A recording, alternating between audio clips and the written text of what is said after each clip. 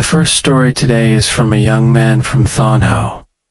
He sent in this story to share an experience his grandfather went through, which was later told to the family and descendants. This event happened many years ago. When the grandfather told him the story, he was 15 years old. Now he is over 30, and his grandfather has passed away. The story took place around the 1980s to 1990s. The grandfather shared that he was once the chairman of Quang district. At that time, Sam's son still belonged to Quang. After finishing his term, he was transferred to become the chairman of Sao Vang Airport. His work life was normal at first, but later he fell ill. He developed leprosy. Initially, he could still walk, but as the disease worsened, he became paralyzed and could no longer move. He had to resign and stay home. Despite being an official, his salary was modest, just enough to live on. The family was very poor. Their house had no doors. From inside, one could see the courtyard clearly. When the grandfather became bedridden, he lay on a bed where, by simply lifting his head, he could see the outside yard. Long before this, the grandfather had a brother, known as Ong Tao, who had passed away at a young age. Later, the family heard about a master in the district who could summon the spirits of the dead to speak with their relatives. The grandfather's family asked the master to summon Ong Tao. It provided his full name, birth date, and death date. The spirit was allowed to enter the body of the master's disciple, who lived in the same district, but knew nothing about the grandfather's family. At first, the family doubted the authenticity of the spirit. However, the disciple revealed details only the family could know. They then believed it was really Ong Tao's spirit. Before leaving, the mother offered to burn spirit money for him. Ong Tao replied, "No need. I'm already an official below. Why would I need your money?" Then the spirit departed, leaving the family aware he held some role in the afterlife. Returning to the grandfather's illness, it worsened day by day. Despite treatment and care from his wife, he could not recover. He was paralyzed, unable to move, and needed assistance for all activities, including eating. The family feared he might die at any moment.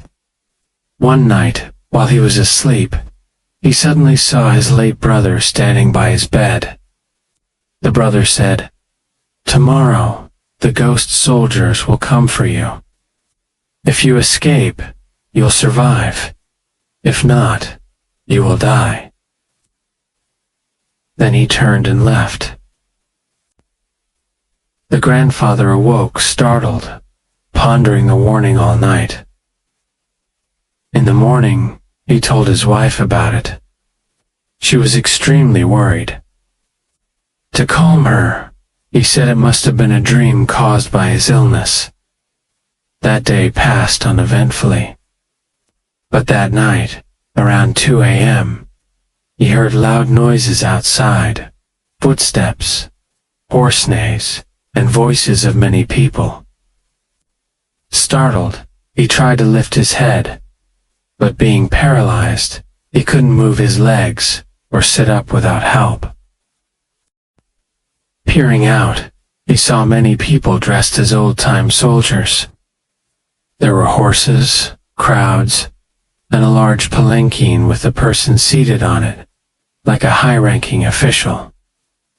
2 tall men held long chains in front. Remembering his brother's warning, he thought, "I'm paralyzed. How can I escape? They will take me." He resigned himself to fate, expecting death. Suddenly, he heard a clear voice by his side, Run to the kitchen. Hide behind the kitchen official. He thought, how can I run? I'm paralyzed. But the voice insisted, just try. To his surprise, he could move his legs and sit up. He realized he could escape. From his bed, he ran to the door, then dashed across the courtyard to the kitchen area. Northern Vietnamese houses were L-shaped. The main house ran across the front, the kitchen perpendicular. He had to run in front of the ghost soldiers, yet he did. In the dark kitchen, he saw a man quietly seated. His face was kind, and his gaze seemed to smile at him. Not knowing who it was, he hid behind the man. The kitchen only had a stove, firewood, and straw, little room to hide. A voice whispered again, "Hide behind the kitchen official." He crouched behind the man. After about 5 seconds, the two tall men with chains entered the kitchen, searching and saying, "Find him. Look for him." The grandfather, being large, was visible even while hiding.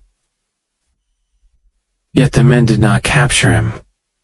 They even winked at the kitchen man. Then they left. Outside, they reported to the palanquin officer. "Sir," he ran to the back, "gone." The officer replied, "He hasn't escaped. He's hiding behind the kitchen official. We spare him out of respect for the kitchen official." Hearing this, the grandfather fainted. When he awoke, he was back in his house, with family around, astonished at how he had gotten to the kitchen. He drank water by himself, something he hadn't been able to do for over 2 years due to paralysis. He recounted the entire story of the previous night. When asked how he recognized the man as the kitchen official, he explained he had been guided by the voice he heard. After that night, the grandfather fully recovered. He regained the ability to walk, and his leprosy disappeared. He lived many more years before passing away peacefully. This story was recounted by him and the family to descendants. It is remarkable, and perhaps his great fortune allowed him to survive the threshold of death. The kitchen official may have been the kitchen god, Ong Tao,